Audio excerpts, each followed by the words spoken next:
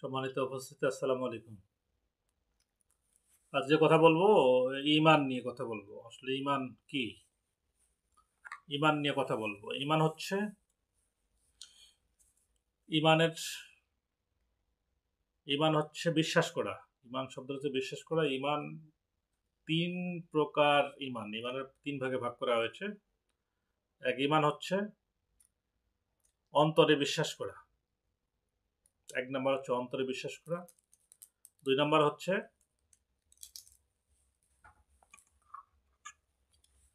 মুখে বলা। ১ নাম্বার অন্তরে বিশ্বাস করা, ২ নাম্বার হচ্ছে মুখে বলা, ৩ নাম্বার হচ্ছে বাস্তবে আমল করা। এটাই হচ্ছে ঈমান। আপনি মুখে বললে শুধু হবে না, অন্তরে বিশ্বাস করতে হবে যে আল্লাহ আছে, আল্লাহ এক, আল্লাহ অদ্বিতীয়, আল্লাহর কোনো শরিক নাই। কুল হুয়াল্লাহু আহাদ, আল্লাহুস সামাদ, লাম ইয়ালিদ ওয়া লাম ইউলাদ ওয়া লাম ইয়াকুল লাহু কুফুয়ান আহাদ। আল্লাহ এক, আল্লাহ অদ্বিতীয়, তার কোনো শরিক নেই, তিনি কাউকে জন্ম দেন নাই, তাকেও কেউ জন্ম দেন নাই। এটা বিশ্বাস করে। মুখে বলা, হ্যাঁ এটা আমি বিশ্বাস করি, মুখে বলা।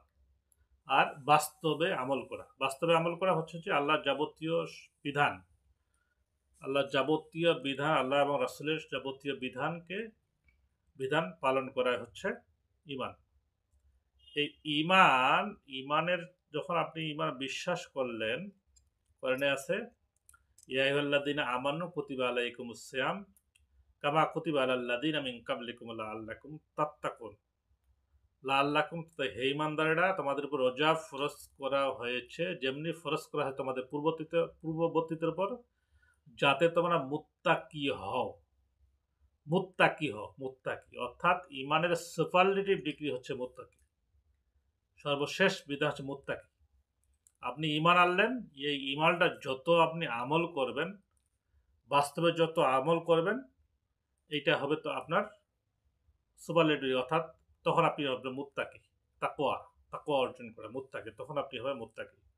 প্রথমত ঈমান আনতে হবে। ঈমান আনার পরে এগুলো যাবতীয় যখন আপনি বাস্তবে আমল করবেন, বাস্তবে আমল করার মাধ্যমে আপনি হবেন মুত্তাকি সুপারলেটিভ, একদম মানে হায়ার ক্লাস যেটাকে বলা হয় মুত্তাকি। এই মুত্তাকি যখন আপনি একবার হতে পারলেন, তখন আপনি আল্লাহর হয়ে যাবেন।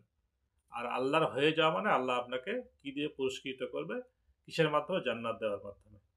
তাই আমাদের মুত্তাকি হওয়া জরুরি। শুধু ঈমানদার হলে হবে না। ঈমান হইলাম, ঈমানদারের পাশাপাশি আমাদের ঈমান আনার পরে আমাদেরকে মুত্তাকি হতে হবে। তাকওয়া অর্জন করতে হবে, মুত্তাকি হতে হবে। তাহলে আমরা সফলতা পাবো পরকালে। আসসালামু আলাইকুম।